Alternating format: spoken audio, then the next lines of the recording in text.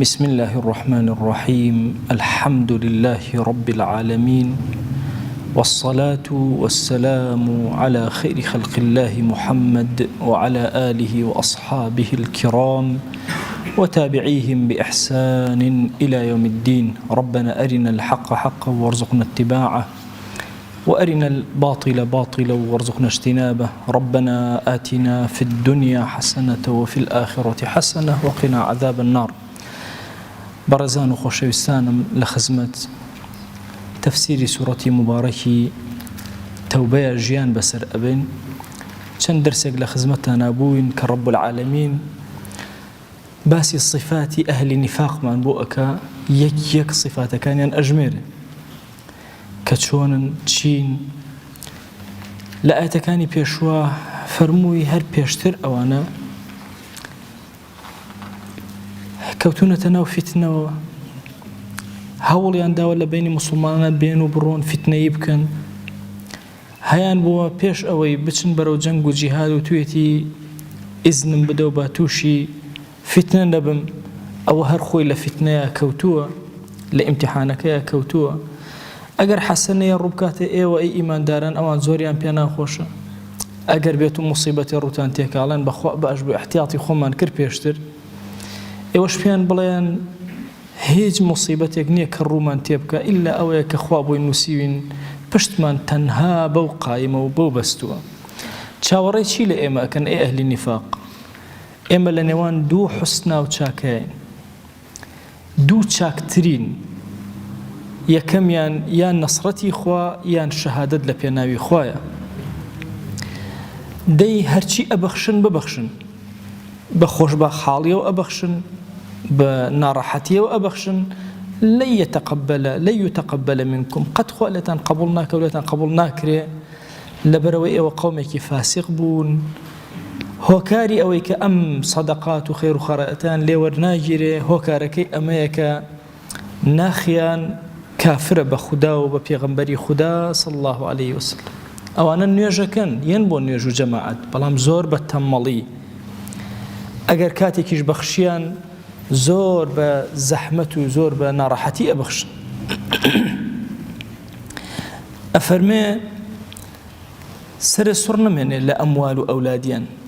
بەخوا ئەو ماڵ و سەرەت و سامانەی کە پێمان داون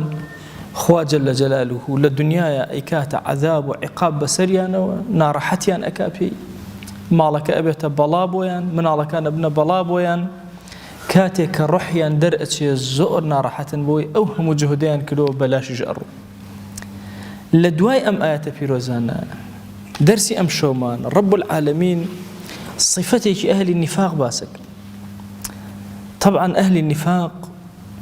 زۆر سوێن نەخۆن هەمیشە بۆ ئەوی تەصدیقی کارەکەیان کرد سوێن لەسەر سوێن بە دوای یەکە ئەیخۆن ئێمە لە زانستی بەلاغا سێ حاڵەتمان هەیە لە ئینسان کە قسە ئەکا خیتاب بۆ خەڵکەکە سێ جۆر کەسن ئەوانەی بەرامبەری کەسێکی سەرەتایی پێوتێ خەبەری ئیبتیدایی تەئکید و شتی ناوێ هەر ئەعتیادی قسە ئەکەی بۆ بەرامبەر چونکە بەرامبەرەکە قەناعەتەکە ئەگەر زانیت بەرامبەرەکە خەریکە گومانی بۆ دروسە بێ تۆ احتیمال لە سوێنێکی بۆ بخۆی تۆزێت تەئکیدی کەیتەوە ئەگەر هەر ئینکاری کرد ئەو پێوتێ خەبەری منکر ئەو کاتە چەند سوێن و تەئکیداتی بۆنی تا قەناعەتکە منافقین کەس قسەیەکی لەگەڵا نەکرد هەر خۆیان لە خۆیان سوێنیان ئەخوارد ئەفەرمێ یەحلیفون بالله إنهم لمنكم هەر زوو سوێن ئەخۆن قەسەم بەخوا ئێمە لە ئێوەن ئەی ئیمانداران کورە ئێمە لە ئەهلی نیفاق نین کات هەر زوو ئەمە دووبارە کرد بۆ چووکە صفاتەکانیان دەرەکەوێ ئەترسن مسلمانان هەڵوێستیان بەرامبەر بکەن یەکسەر دەستەکەن بە سوێن خواردن هەر ئیبتیداءن بۆیە ئەفەرمێ ئەو کەسەی کە گومانی لە کارەکەی خۆی هەیە زۆر سوێن ئەخوا لەسەر کارەکەی خۆی ئیلا مەگەر بەرامبەرەکەت منکر بێ ئینکاری بکە اینجا تۆ سوێنی تەئکیداتی بۆ ئەهێنی جاری وا هەیە لە قورئانە سەیرەکەی بەرامبەرەکان با بڵێن ئینکاریان کردووە خوا جەلەجەلاوە پێنج شەش تەئکید بە دوایەکە ئەهێنێ بەڵام لە هەندێک شوێنیشا خەبەرەکە ئیبتیدایی هیچ تەئکیدی ناوێ منافقین یەکێک لە صفاتەکانیان سوێن خواردنی زۆرە يحلفون بالله سوێنەکان لە چ ڕوویکۆ إنهم لمنكم هەمیشە ئەم سوێنە ئەخۆن ئێمە بەشێکین لە ئێوە ئێمە لە ئومەتی ئیسلامین ئێمە ئەم لایەنە زۆر سوێنی بۆ ئەخۆن. خوا جەلە جەلالوهو ئەفەرمێ وما هم منكم، دڵنیابن ئیمانداران مادام ئەوە ئەم سوێنە زۆرە ئەخۆن و بەم شێوازە ئەوان لە ئێوە نین، لە ئەهلی دین نین، ولكنهم قوم يفرقون، ئەوانە قەومێکن کە ترسنۆکن. يفرقون لێرە لەوانە تەفرەقە نایە بە معنای ترسنۆکی. لێرە ئەمەوێ شتێکتان عەرز کەم، مؤمنی حەقیقی کە دەرەوە ناوەی ئیماندارە هیچ کێشەی نییە، سەلامەتە، خۆی بۆ خۆی لە ناخەوە لە دەریشەوە کارێکە موافقی یەکترە، کافریش هەروەیە،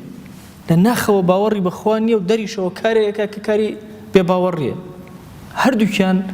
لە ڕووی دەرونیەوە سەلامەتترن لە منافق. منافق چونکە لە دەرەوە کاری ئەکا و لە ناوە شێوازێکی ترە، هەمیشە تەناقوزات لە بینی خۆیان هەیە. چۆن تەناقوزات؟ طبعا ناڕەحەتترین شت ئەوەیە ئینسان تەناقوزات لەگەڵ نەفسی خۆیان بکە. نالی شعرێکی هەیە ئەفەرمێ هەتا تۆم ئاشنا بووی ئاشنام بوون ئەمێستا موو بە موم ئەغیارە بێتو. خوایە هەتا تۆم ئاشنا بووی هەموو کەون و کائینات ئاشنای من بوون، بەس ئێستا مووەکانیشم شەڕ لەگەڵ یەکترە ئەکەن، ئەغیارن بە یەکتر. تەسەوور کە ئینسان جاری وا هەیە، بۆیە لە گوناها ئینسانی موسڵمان تووشی ئەم حاڵەتە ئەبێ. بۆ نەفسی لەوامە خوا سوێنی پێ ئەخوا، وەلەما ئەفەرموون لەبەر ئەم حاڵەتە دائیمە جەنگی هەیە لەگەڵ خۆیە، ناڕەحەتە، بێتاقەتە، بێزارە. منافق سبحان الله لەبەرەوەی بە ئاشکرا لەگەڵ ئەهلی دینایە و نوێژ و تاعەت و عەبدایەتی و لە بنەوە شێوازێکی ترە، بۆیە زۆر زەحمەتی دەرونی ئەدا، خەوی خۆراکی هەمووی. جارێک بەبیرمە نەفەرێک زۆر هێرشیە کردە سەر ئیسلام، هەر بەینە هێرشێکیە کرد. هێرشەکەشی وەها بوو جۆرێک ئەدەبێت یا ئەخوێندەوە، بەڵام لە ژێرەوە ژەهرەکەی خۆی ئەڕشت. هەندێک مامۆسا پێ عادز بوون، مامۆسای وتی پێ عادزمە بن ئەوە جەنگی دڵیەتی دەرەکەیە، لە ناخە هەمیشە جەنگی ئێ باسی چی بکە، یعنی فەقیرە خوا شتێک نەماوە، هەر بەینە ئەپێچێتە دین. زۆرێک لە منافقە کوردەکانی خۆشمان هەروە بەینە ترک ئەپێچنە دین. هۆکارەکەی چییە؟ ئەو جەنگە دەرونیە، چکە مرتاح نییە، مەجبور ئەقیڕێنێ، هاوارەکە، قسە ئەکە. چکە ئێستا موسڵمانان سوڵتایان نییە، ئەتوانێ قسەکانی دەربڕێ، پیسی ناخی دەرەکەوێ. بەڵام ناڕەحەتترین کەس لەسەر زەویە بریتێ لە منافق کە بڕوای بە ئەو شتە نییە کە جێبەجێ ئەکە. طبعا مناڵی بچووک سبحان الله چکە لەسەر فیتڕەتە، ئەگەر درۆی کرد یەکسەر دایک و باوکی پێ ئەزان، بۆ چونکە فیتڕەتی ئەمە ناخوازێ، جەنگ لەگەڵ دەرونیا دەست پێکە، دەموچاوی ئەگۆڕێ، شێوازی قسەکردنەکەی ئەگۆڕێ، شێوازی دەستجوڵانی ئەگۆڕێ، هەمووی دراساتی لەسرە زۆر بە ئاسانی. یان جاری وا هەیە مناڵەکە ئێوە شتێک لە تۆ بشارێتەوە، ناتوانێ، تۆ ئەچیتە ماڵەوە ئەڵێ بەخوا من ئەو شتەم نەکردووە لە ڕێوە، ئەوە نیشانەوەی کە کردوێتی، ناتوانێت دەرەقەتی ئەوە نایە شتێکی خۆی بشارێتەوە، پێچەوانەی دەرونی خۆی پێ ناکرێت. بەڵام وردەکە گەورە ئەبێت و فێری درۆ نیفاق و ئەمانە ئەبێ، ئەی هاوار چەنێ نیفاقەکە. بەڵام نیفاق زۆر زەحمەتی ئینسان ئەدا، خەو و خۆراک و ژیانی ئاڵۆزەکە. بۆیەش ئەبینی ويحلفون بالله إنهم لمنكم، بۆی ئەم سوێنانە ئەخۆن، ئەمە ناڕەحەتی دەرونی خۆیانە نەزان چی بکەن. ئەم تەناقوزاتە گەورە بۆیە مەجبورن بۆ داشاردنی. جا ئەڵێن ئینسان هەتا گەنج بێ گوناهەکانی خۆشی پێدا ئەشارێت، درۆی خۆشی پێدا ئەشارێت، کە پیر بوو هیچیانی پێ ناکرێت. بۆی ئەڵێن هەتا گەنجی پەروەردەی خۆ جوان کە، چکە لە پیریا عیبەکانە دەرەکەوت، وردە ئینسانی تر عیبەکانی دەرەکەوت. هاتووە مەسەلەن بۆ نمونە لەبەر ڕیا، ڕەبتی بە نوێژی جەماعەت و ئەوانەوە، لە پیریا ئەو ڕەبتە و نامێنێ، حەل لە خۆتەوە دەرەکەوی. گوناهت کردووە، گوناه ئەنواع جۆری گوناه و خۆت شاردوێتەوە، توانیوتە، لە پیریان ناتوانی خۆت بشاریت. درۆت کردووە، بوهتانت کردووە، غەیبەتێک کردووە، خۆت شاردوێتەوە، ناتوانی. بۆیە زۆر کات باوک لە بەردەم مناڵەکانیان زوو فەسحە بێ، بۆ چکە ناتوانێت دەرەقەتی ئەو وەزعە نایە لە دەرەوەنەوە ئەو خۆی بشارێتەوە، زوو دەرەکەی عیبەکانی. بۆیە زۆر گرنگە گەنج زۆر بە ساغی خۆی پەروەردەکە. ئەو ساغیەی گەنج دوایی کە وردە عمری کامل بوو، اینجا بەرهەمەکەی ئەخۆ، اینجا ئەزان. بۆیە ئەفەرمون ئەهلی تەسەوف ئەگەر پیرێکی ساڵحتان بینی دڵنیا بن کە ڕازگۆیە لەگەڵ خۆیە، چکە پیر ناتوانێت عیبەکانی خۆی داشارێ. ئەگەر مۆکان سپی بوون و ڕازگۆ بوو لەگەڵ خۆیان دڵنیا بە کە پێشتریش هەر ڕازگۆ بوو ئەو کەس. بۆیە زۆر گرنگە، بۆیە ئەفەرموون پیرەکان بریتین لە بەرەکەتی خوا لەسەر زەویە لەبەر ئەو سیدقەی کە لە ناخیانەوە هەیە. وی لە فەرمایشتەکە ئەفەرمێ ئەگەر کۆمەڵێ پیری ڕکع نەبن کە ڕکوع بن لە بەردەم خۆیان خوا قەتەراتی ئاسمان ئەگرێت. چونکە پیر زۆر گرنگە لەسەر ئەو ڕێبازە پەروەردە بووە جوان دامەزراوە. بۆیە ئەفەرمێ يحلفون بالله إنهم لمنكم وما هم منكم ولكنهم قوم يفرقون. ئەمە یەک تۆڵ لەسەر کەلیمە يفرقون پێکەوە بوەستین. طبعا ئەسڵی وشەی فەرق یعنی جیابوونەوەی شتێک لە شتێک، جیابوونەوەی شتێک لە شتێک پێوتێ فەرق. ئێمە هەمومان ئەزانین ساڵێن فەریقمان هەیە، فەریق مثلا فەریقی کوڕەی قەدەم و ئەمانە، بۆ چونکە ئەمانە منفەسیلن لەمانە، ئەمانە گیان لەمانە، واتە هەر مەجموعەیەک و هەر جەماعەتەیەک کە جیابوون لە جەماعەتێکی تر ئەوانە پێیانوتێ پێیانوتێ فەریق. هەر شتێک بەش وە قورئانن فەرەقناه بەش هات بۆ ئێوە. یان ئینسان لە سەرەمەرگە والتفت الساق بالساق وظن أنه الفراق. طبعا إنسان حتى كۆتایی ژیانی ململانەی ئەکا، هەر ئەوێ تۆزێکی تر بژی کە قاچەکانی جوود بوون ئیتر تەواو مەجالیتیان نەما. وظن یعنی ئەیقن ئەلەوێ یعنی یەقینی بۆ پێ ئەبێ ئیتر ئەوە فراق، ئیتر ئێرە بەجێ هێڵێ، ئیتر تەواو هیچ مەجالاتی تیان نامێ، چونکە هەستەکە ئیتر قاچەکانی جوود و قاچی تەواو بووە، مردنەکەی وردەوە لە قاچیەوە دەستی پێکرد، باشە هاواری لێ هەڵەسێ لەو کاتە. خزمەکان هەموو بە دەوریەوە وەقیلە من ڕاق ئەرێ کەسێ نییە ڕوقی شەرعی وە بکە ئەمە ئەی هاوار. بۆیە مەسەلەی فراق یا فەرق بریتیە لە جیاکردنەوەی دووشت. ئەفەرمێ إن تتقوا الله يجعل لكم فرقانا. لەو تارێکە لەو هەفتانەی پێشوو باسی کەرامەتی مسلمان، فراست مسلمانم کرد. فراست کردنەوەی چاوی دڵی مسلمانە. ئەفەرمێ ئەگەر تەقوای خواتان هەبێ زۆر خواناسی بکەن يجعل لكم فرقانا، فرقانێکتان ئەداتێ کە خەیر و شەڕ لە یەکەکەنەوە، حەق و باتیل ئەناسن بە دڵ. مهما کان علمیشی نەبێ، جارێ وای کەسێکی زۆر ساڵحی فەقیر چاکە و خراپەی دۆزیوەتەوە، حەق و باتیلی دۆزیوەتەوە، ئەوە بەهۆی تەقواکەوە خوا فورقانی پێ عەتا کرد. فورقان بە عیلم دەست ناکەوێت بۆ ئینسان، بە دینداری و خواناسی دەسەکرد. فورقان بە معنای جیاکردنەوە، حتا ئێمە ئەڵێن عومەری فاروق، بۆچی پێی ئەڵێن؟ چونکە حەق و بەتاڵی لە یەک جیا کردەوە، هەر یەکیانی خستە سەنگەرێکەوە، ناومە لێنە فاروق. ئەی باشە تەفرەقون بۆچی بە معنای یان ئەم ئایەتە پیرۆزە ئەفەرمێ وەلاکینەهم قەوم یەفرەقون. بۆ یەفرەقون بە معنای ترس دێ. طبعا ترس پلەی زۆرە، بە حاڵ تۆزە ترسێ بە دڵی ئینسانایە زیاتر. جاری وا هەیە دڵی پارچە ئەوێ، چۆن چەند فەریقێک ئەوە بێ من پێشای خۆ دیاری بکەن جیا بن و دڵەکەی ئەوە جیا ئەبێتەوە، ئەوەندە ئەترسێ. جا دیقەت بدە، ئەم ئایەتە پیرۆزە پێماڵە منافق زۆر ترسنۆک. وەلاکینەهم قەوم یەفرەقون. ئەو سوێنانش کە ئێخۆن لەو ترسەوە سەرچاوە ئەگرێت، چونکە ئەترسن فەزح بن، ئەترسن دەرکەون. ناڕەحەتترین ژیانی ئینسان ئەو ژیانەیە کە لە ترسە ئەژی. ئیمامی شەوکانی ئەفەرمێ کۆمەڵە حوکەمای زۆر کۆبوونەوە، وتیان بزانین کۆی نەخۆشیەکان لە ئینسانە لە چیەوە سەرچاوە ئەگرێ. ئەڵێ هاتن دیراسەیەکیان کرد، هەموو حەکیمەکانی ئەو زەمانە متتەفق بوون لەسەرەوەی لە ترسەوە نەخۆشی سەرچاوە ئەگرێ و زاڵە بێ بەسەر ئینسان. پەمەسە لای خۆمان ئەڵێن خەفەت ئینسان پیرە کاتوو ئەوان. خەفەت بەشێکی بچووکە لە ترس، کەمێکە لە ترس. ترس معنایەکی عامی هەیە بۆ هەر شتێک لەمەوە پێشلەوە دووە لە دەستت دەرچوو ئەترسی پێی نەگەیتەوە، کە غەم ئەخۆی ئەترسی ئەو شتەی لە دەستت دەرچوە نەیگەیتەوە لە، بۆیە غەمی پێ ئەخۆیت و خەفەت بەشێکی بچووکە لە ترس. ترس زۆر کەلیمەیەکی گەورەیە. بۆیە دیقەت بدە، منافق دڵە ڕاوکێیەتی،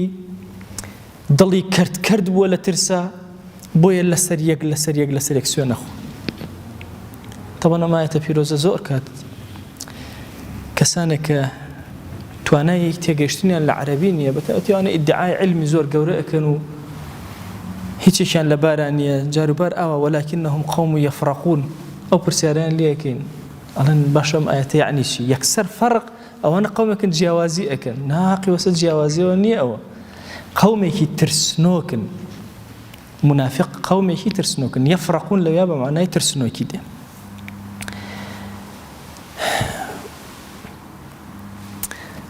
ئایا لە چی ئەترسن لە فەزەح بوون لە ترسان لە کوشتن لە چی لەمانە بۆیە ئیمامی نەسەفی لە تەفسیرەکەی خۆی ئەفەرمێ یەخافون القتل وما يفعل بالمشركين زۆر لە کوشتن ئەترسێ منافق و ئەترسێ کاتێ ئەبینی مشریکەکان ئاوا زوو شکستێن ئەم لێرەوە زنوقی ئەچێ فيتظاهرون بالإسلام تقية كرة أمانة للترسى أصلا خوي لحقيقتها للترسى مسلمانيتيان بأشكرها البجارد وهلا ناخا ترسنوك بون بويا ممكن كافريكي الشجيع دسك آزا ومرت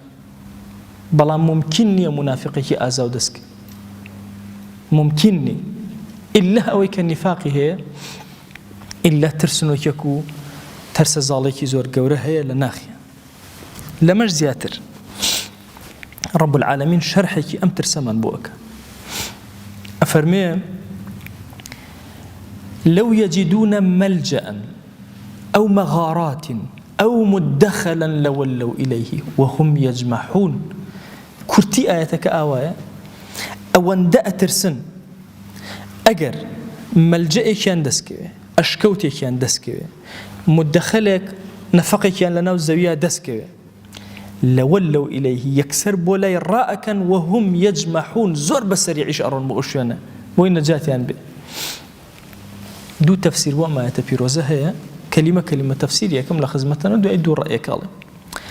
لو يجدون ملجأ يعني شي لزمان عربية وشي ملجأ طبعا ما وقتي خوي كاتي أو طباراني إيران بصير حلا بزو أمانة هم مكاكا ملجأ ما ندروس كردو أو ملجأ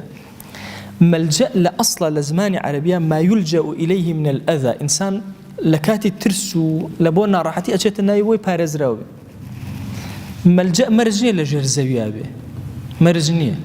جاري وهي قلايك زور قوربي وتي ملجأ أو شويني كاللجوء إنسانيتي كإنسان خوي أداة بنايبوي توشي مشكلة مشاكل نبي أو بيوتي ملجأ أي مغارات يعني أشكوتكان مغارات ديارة واتا اگر قلاي كان دسكي كدسكردي انسان بأسناوي اگر اشكوتي كان دسكي كدسكردي الهي هر كان ناوي اي مدخل يعني شيء سيوش القرآن هاتوا مدخل مدخل مدخل مدخل شتيك انسان خوي بو خوي اتشيت الناوي هرسي كان مكان يعني أميان خوي بو خوي أتشتنا ولا دخل وهاتو لازم وهاتو لقرآن بيروزا هاتو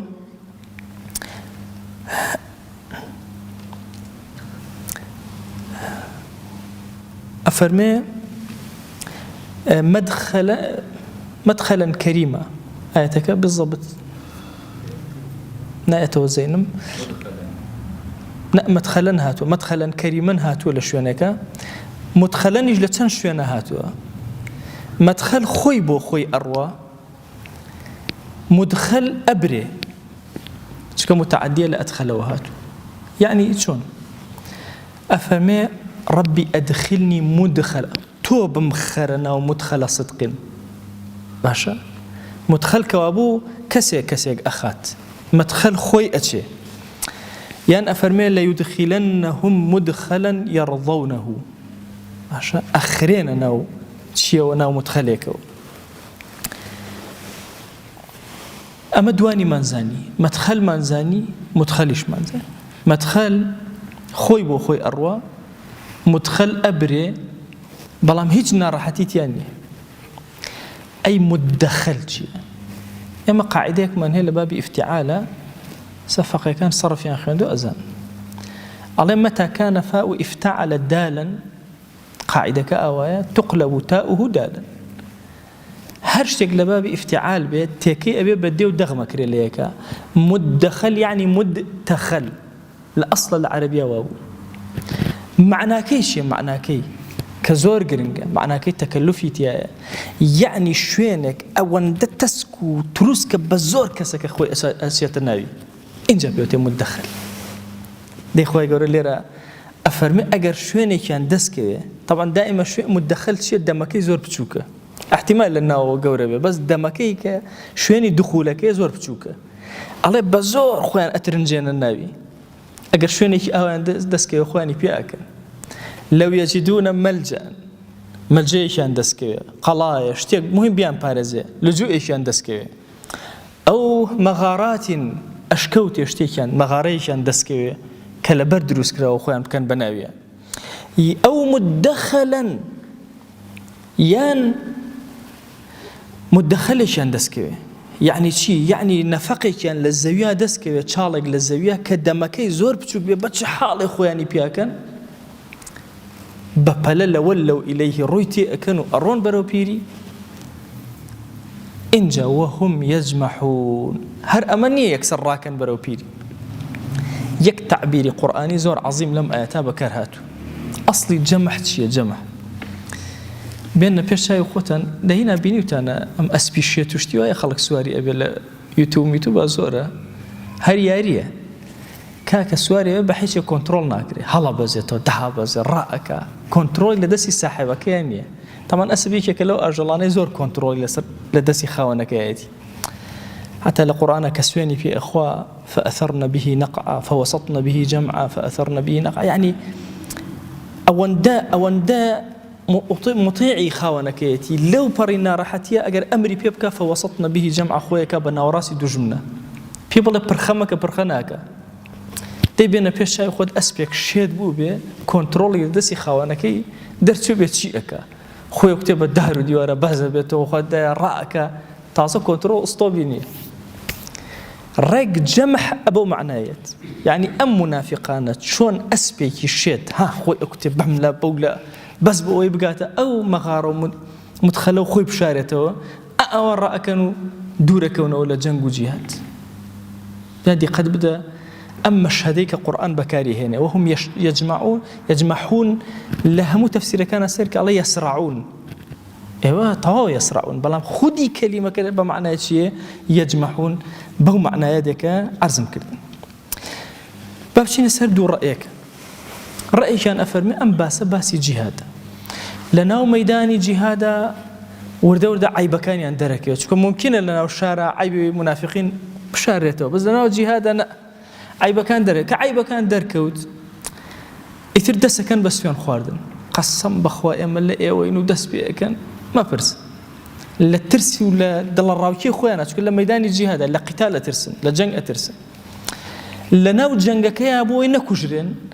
حرب حال ملجئي كان دسك بن بردي كان دسك شوينيكي زور زحمتي كان دسك خواني بي اكن شلون اسبي شيت بلا مردا ارو كنتروليني او بي كنترول اجين لخوانا من عيبه كان درك بس خواننا خوان بدزنا وراك هندي كثير العلماء فرمون هاويني محمد متولي الشعراوي فرمي أما يتقورتر لما تنهى باسي قتال به منافقين لنا قتال غير قتال أم صفتي أنت هميشة أم صفتي أنت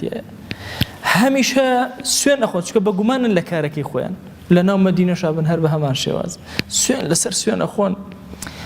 دواتر دين أمانة هركنوا كلبريشان دسكوت خواني تيا أشارنو قرمولا أخوان يجمحون ليرة معناه يكتري لك داتو الله يجمحون ليرة لبروي بجمع هاتوا كأنما كومالي أسبي شيت هرهمي بلاماري شوية بان شون سركن بيكا خوانا كتن بيكا أو منافقين خوانا كلبريشان دسكو أمي لناخي بيسيانا يدري برن بو يكتري شكو ناورن بأشكر أتن لأشكوتك كو أبنو تشرب قصكاني ضلي خويان أكن يان أتن لناو مدخلك شوينيكي زور زيقي باريكي بي صلاة بس بوي لتشاوي خلق دوربن بالشوا بالروجة محاولة أكن مهم أوي خويان بدزنا وهتاوكو بتوانا هناسيكي آزادي بكوتيكي أمرو آزادي النفاق دربرن ببيني خويانا بميلي خويانا دسكن بوتني نفاقك خويان وأشكرا كردني نفاق كان بويكتري شكل لا إيمان دارانا ناور لا إيمان دارانا سوين أخوان لإيوين لەولاشەوە بەحاڵ فرسەتێکیان بۆ دەستکەوت هەمووی سەر ئەکەن بەیەکە هەمویان پێکەوە هەوڵ ئەدەن کە نیفاقەکەی خۆیان بۆ یەکتری دەربخەن. ئەم ئاەتە پیرۆزانە پێمان ئەڵێن منافق سوێنی زۆر ئەخۆن، منافق زۆر ترسنۆکن، منافق خواخوای کە لەبەرێکیانە ڕاکەن خۆیان بشارنەوە، چ لە مەیدانی جیهادا چ لە مەیدانی سڵح و سەلاحەت و دنیایە. مهم ئەوەیە نەفەسێکیان دەستکەوێتەیە ڕاکەن بە ڕاکردنێکی وها چۆن ئەسپی شێت ڕائەکە ئەوە ڕائەکەن دوور ئەکەونەوە لە مەیدانی قتال و جەنگ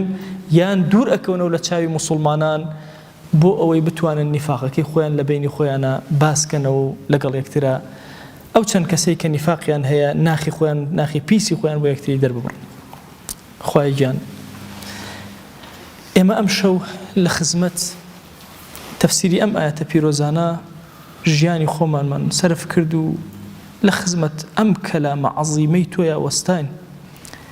یا ئیلاهی داوال لێ ئەکەین بە ناوی جوانت بە صیفەتی بەرزە بە ئیسمی عەظەمت چۆن ئەم شەوە تاریکەمان ڕوونا کردەوە بەم ذیکرانە. یا ئیلاهی گۆڕی تاریکمان ڕوونا کرد. یا ئیلاهی چۆن ئەم شەوە تاریکەمان ڕوونا کردەوە. یا ئیلاهی هاوار بۆ لای تۆ ئەهێنین دڵی تاریکمان ڕوونا کردەوە، چاوەکانمان ڕوونا کردەوە. یا ئیلاهی داوال لێ ئەکەین بە ڕەحمەت و بەزەیی خۆت بە کەڕەمی خۆت هەر گوناهێ کردومانە عەفومان کرد. گوناهە ئاشکراکان لێمان ببوورە، گوناهە پەنهانەکان لێمان ببوورە، گوناهێ نەمان زانی کردمان عەفومان کرد، گوناهێ زانیمان و بێ ئەدەب بووین. یا ئیلاهی داوای لێبوردن لێ ئەکەین یا ئەکرەم الئەکرەمین. بەخوا پەروەردگارە ئێمە بە ڕەحمەتی تۆیە ئەنازین. یا ئیلاهی هانامان بە ڕەحمەتی تۆ هێناوە عەفومان کرد. خوای لە گوناهی خۆمان و دایک و باوکمان ببوورە، لە گوناهی برا و خوشەکانمان ببوورە، لە گوناهی خزم و کەسوکارمان ببوورە،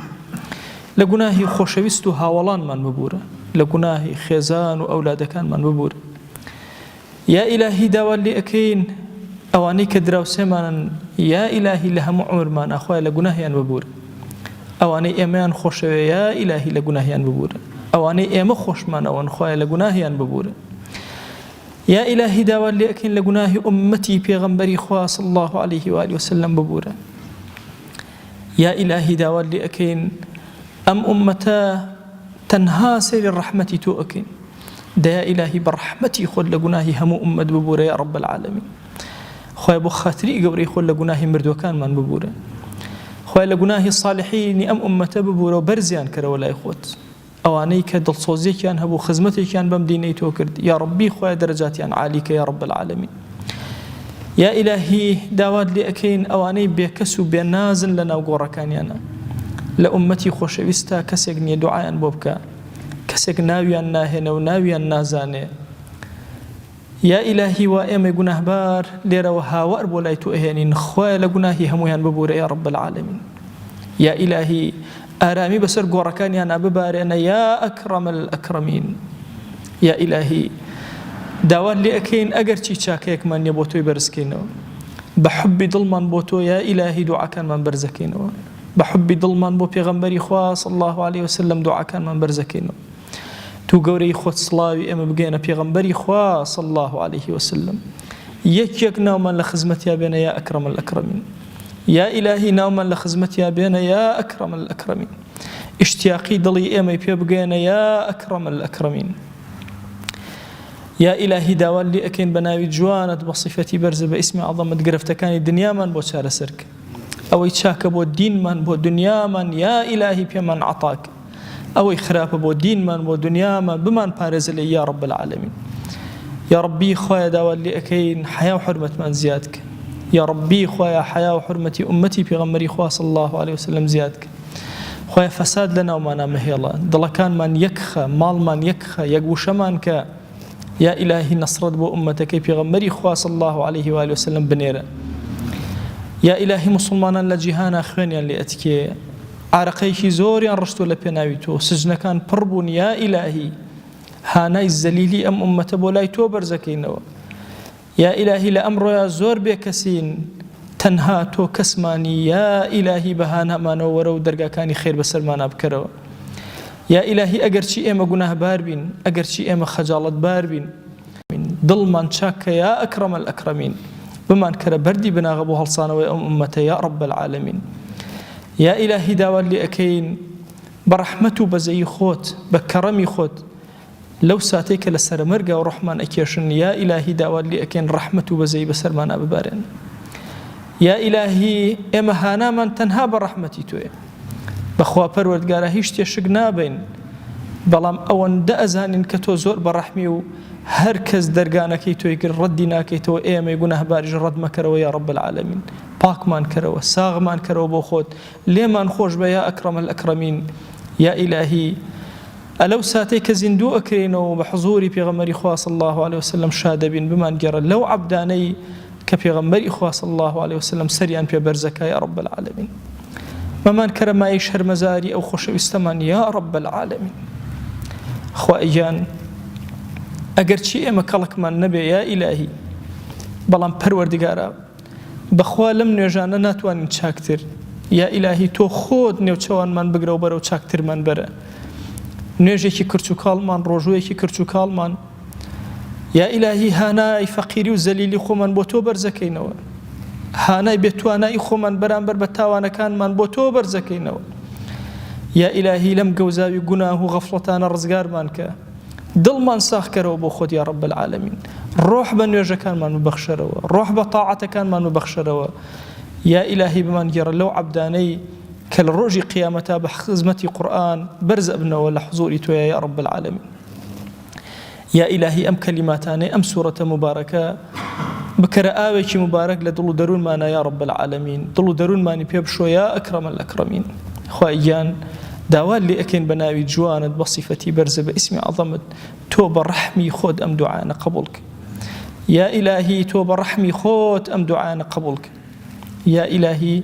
بە حورمەتی ئەو ڕێشە سپیانەی لەگەڵمانان یا ئیلاهی ئەم دوعایانەمان قبوڵ کە یا ئیلاهی بە حورمەتی ئەو مناڵە بێگوناهانەی لەگەڵمانان یا ئیلاهی دوعاکانمان قبوڵ کە بە حورمەتی ئەم گەنجە تەوبەکارانە یا ئیلاهی ئەم دوعایانەمان قبوڵ کە یا رب العالمین یا ئیلاهی داوات لێ ئەکەین بە ناوی جوانت بە صیفەتی بەرزە بە ئیسمی عەظەمت لێمان ڕاضی بە یا رب العالمین خوای ئێمە ڕەزامەندی تۆمان ئەوێ یا ئیلاهی ڕەزامەندی خۆت بەسەرمانە ببارێنە خوای ڕەزامەندی خۆت بەسەرمانە ببارێنە خوای ڕەزامەندی خۆت بەسەرمانە ببارێنە آمين آمين والحمد لله رب العالمين وصلى الله على سيدنا محمد وعلى آله وصحبه وسلم تسليما كثيرا أبدا إلى يوم الدين خوای گەورە لە گوناهی منیش و ئەوەش بۆ لێ خوا لەمان قبوڵ